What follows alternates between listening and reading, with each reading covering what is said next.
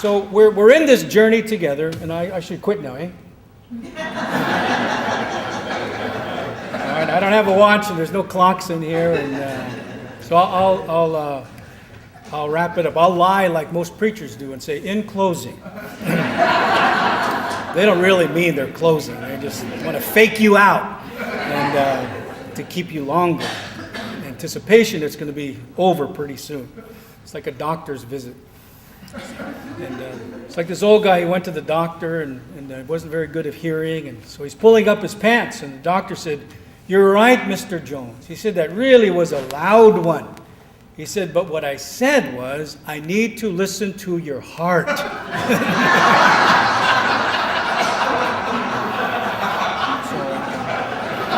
we don't always hear things correctly. So, two more stories, and then I'll quit. So, the sun sets in the west. People brush their teeth. They go to bed because it's night. The sun rises in the east. They brush their teeth. They go to work because it's day. Are they watching two different suns do two different things so that their lives are impacted in opposite ways? No, they're observing the same natural phenomena. They're both observing that one sun do the same thing. So why then are their lives impacted in opposite ways, day and night? It has to do with the angle from which they're viewing the event. From this angle, the sun's going down. From this angle, the sun's coming up. But they're both watching the same thing. And all of us have angles, right? And there are angles that are healthy. There are angles that are unhealthy. All of our angles are informed by something. They're informed by an abusive situation that took place in our lives that said all men are crappy, can never be trusted.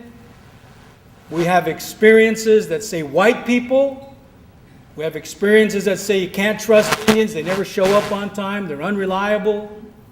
You have experiences that tell us all. So our lives are informed and our angles. And out of those angles, then we make decisions that basically shape our behavior. And it's like a view of the world or worldview. And there are assumptions that are born out of our views of the world. So one time, my son Dan Ian, when he was about 6, he was staying in a teepee with his mom. We set it up at this powwow. So he's saying to his mom about his friend Johnny. He says, "Mom, Johnny, he's a white boy, right?" And my wife said, "Yeah, he's a white boy, but Ian, I'm a white woman." Because my wife is half Welsh and half Norwegian. And so Ian said, no, she's not. Or, "No, you're not." And my wife said, "Ian, I'm a white woman." And Ian said, "No, you're not."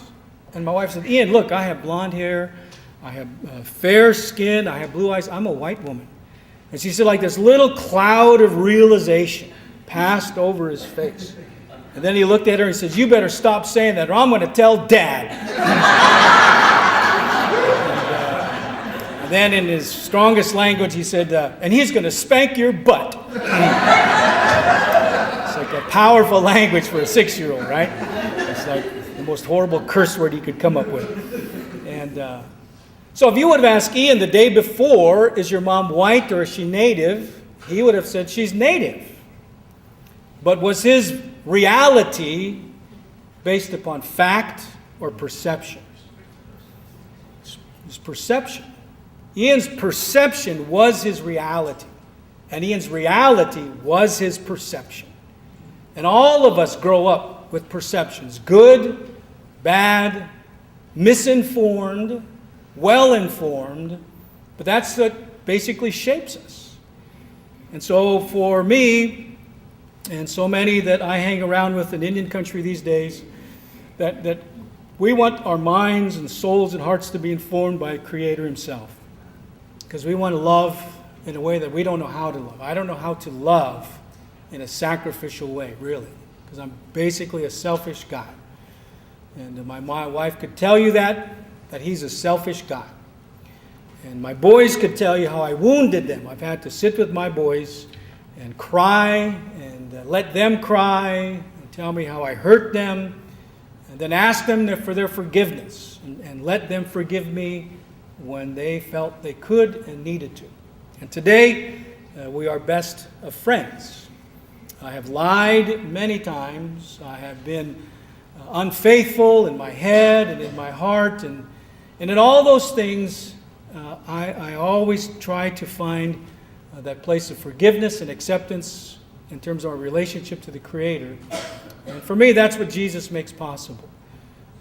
And I'm not real thrilled with Christianity. I'm not a big fan. I don't even say I'm a Christian anymore. I just say I'm a follower of the Jesus way.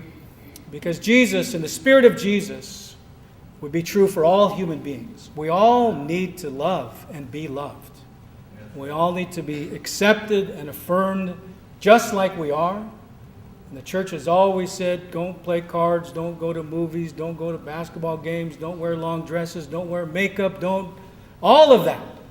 And Jesus is just saying, come to me with your goofy music. Even that goofy Christian country western music. He said, I can handle 2-3 songs of that. And not many more than that.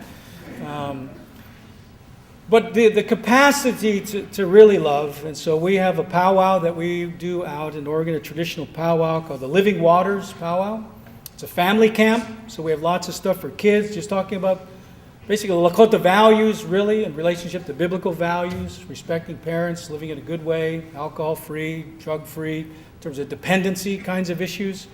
And so I just want to say thank you for coming and listening. I wrote a book a couple years ago. I don't have any more left here. It's called One Church, Many Tribes, Following Jesus the Way God Made You. Now, I used to call it 500 Years of Bad Haircuts, which really made sense to me. But the publisher said, well, they might think it's like a hair manual or something.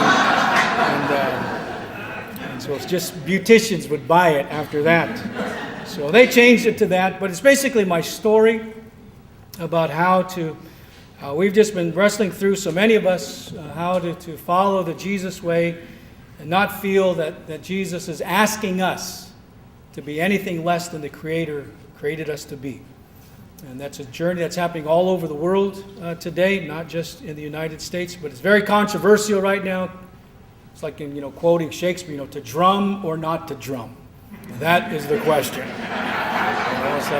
It's just as heavy, he's like saying to die or not to die. Well, if you drum in a lot of churches today, it's like to drum or not to drum. And yet the journey begins or continues.